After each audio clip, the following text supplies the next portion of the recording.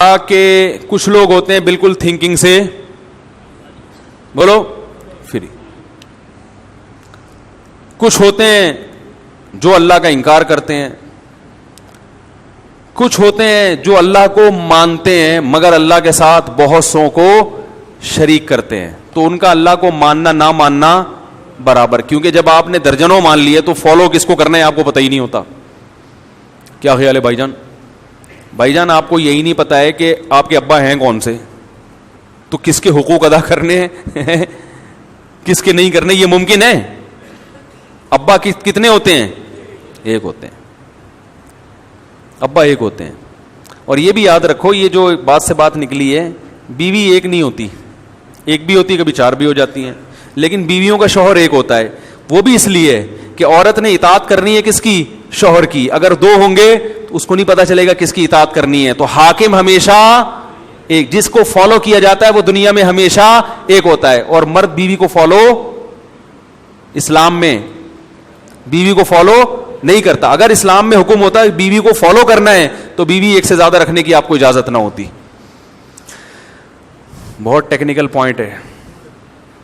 آج لوگ فالو کس کو کر رہے ہیں؟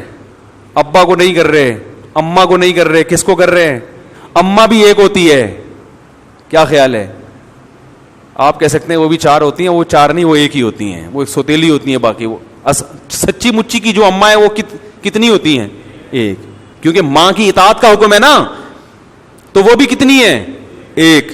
حاکم جو جس کو فالو کرنا ہے وہ ہمیشہ ایک۔ آپ کے علاقے میں 2 SHO آ جائیں تو معاملہ صحیح چلے گا؟ تو یہ جو اللہ نے کہا نا کہ بیوی ایک بھی رکھ سکتے ہو، زیادہ بھی، یہ اس کی علامت ہے کہ بیوی کو فالو کرنے کا حکم نہیں ہے۔ تو پھر کیا کریں بھائی؟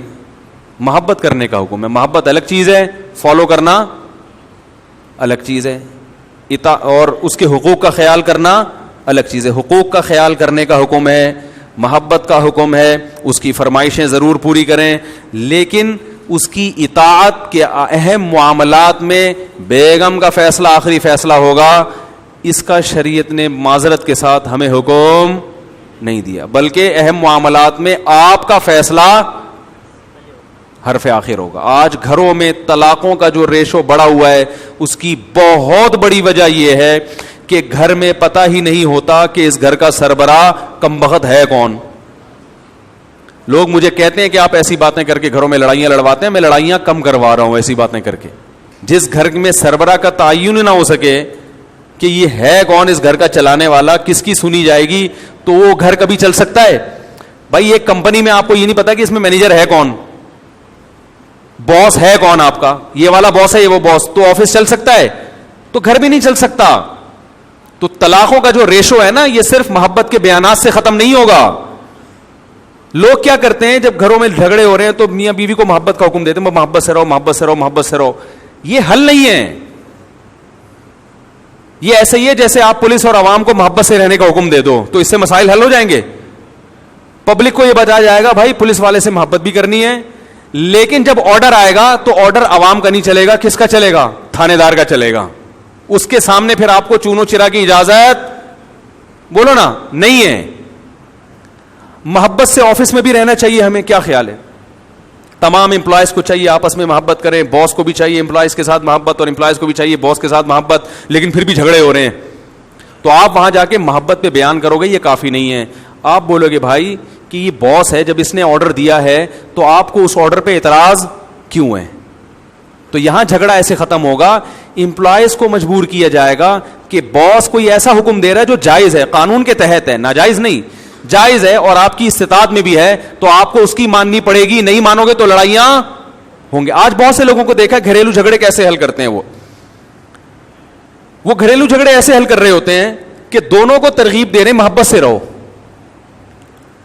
بہت اچھی بات ہے، لیکن یہ نہیں دیکھ رہے ہوتے کہ بھائی اگر شوہر ایک بات کا آرڈر گھر میں دے رہا ہے اور وہ جائز بھی ہے اور عورت کی طاقت میں بھی ہے، تو عورت کیوں نہیں مان رہی اس کی بات؟ نہیں مانے گی تو پھر لڑائیاں، بولو بھائی، پھر جو ایک نہیں مانتی وہ اور باقی چیزوں میں بھی نہیں فالو کرتی۔ تو بس ایک چیز اپنے سروں پہ سوار کر لی ہے کہ دونوں کو برابر ہیں, دونوں کے رائٹ برابر ہیں, دونوں کے ایک جیسے ہیں, تو بھائی پھر یہ یورپ والا سسٹم ہوگا. تو ان کی طرح پھر آزاد رہنا چاہتے ہو کہ پتہ ہی نہیں کہ بیگم کب پرس لٹکا کے جا رہی ہیں گھر سے باہر اور میاں صاحب کہاں جا رہے ہیں, تو یہ تو پورا نظام ہمارا تباہ و برباد ہو جائے گا میرے بھائی. اس نظام کو جبھی بچانا ممکن ہے جو اللہ اس کے رسول نے قانون بتا دیا کہ آخری فیصلہ کس کا ہوگا, مرد کا ہوگا. تو وہ جو آرڈر کرے گا وہ ماننا پڑے گا عورت کو. ہاں وہ آرڈر عورت کی دسترس میں داخل ہو, اور اس آرڈر میں لب و لہجہ حاکمانہ نہ ہو, کیونکہ وہ غلام نہیں ہے, حاکمانہ نہ ہو. جیسے آپ نے دیکھا ہوگا کہ جب عزت دار لوگ کسی سے بات کرتے ہیں تو پلیز کا لفظ شروع میں لگا دیتے ہیں, ایسا ہی ہے نا, یا اردو میں براہ مہربانی کا لفظ لگا دیتے ہیں, یا کچھ شائستہ کلام کرتے ہیں. تو یہ اس کی علامت ہوتی ہے کہ کلام کرنے والا بھی تمیزدار ہے, اور جس سے کلام کیا جا رہا ہے آپ اس کو بھی عزت دے رہے ہیں. تو یہ ضرور ہے کہ ایسا لب و لہجہ جس سے حاکمیت جھلک رہی ہو, یہ جھلک رہا ہو کہ آپ اس کو غلام سمجھتے ہیں, یہ شریعت میں پسندیدہ نہیں ہے.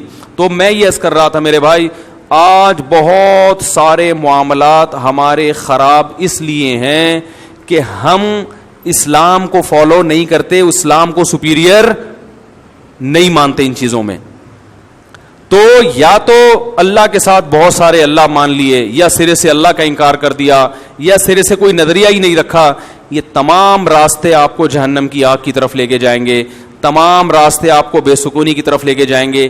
ایک ہی راستہ ہے آپ کے پاس جو قرآن نے بیان کیا, وہ کیا ہے کہ ایک اللہ پر ایمان لے آؤ اور اپنے آپ کو اس کے حوالے کر دو, اور اسی کو معبود کہا جاتا ہے. عبادت کا معنی ہے غلامی. عبادت کسے کہتے ہیں؟ غلامی کو. اور جس کی عبادت کی جائے اسے کیا کہا جاتا ہے؟ معبود. تو ہم صرف ایک کے غلام ہیں, وہ کون ہے؟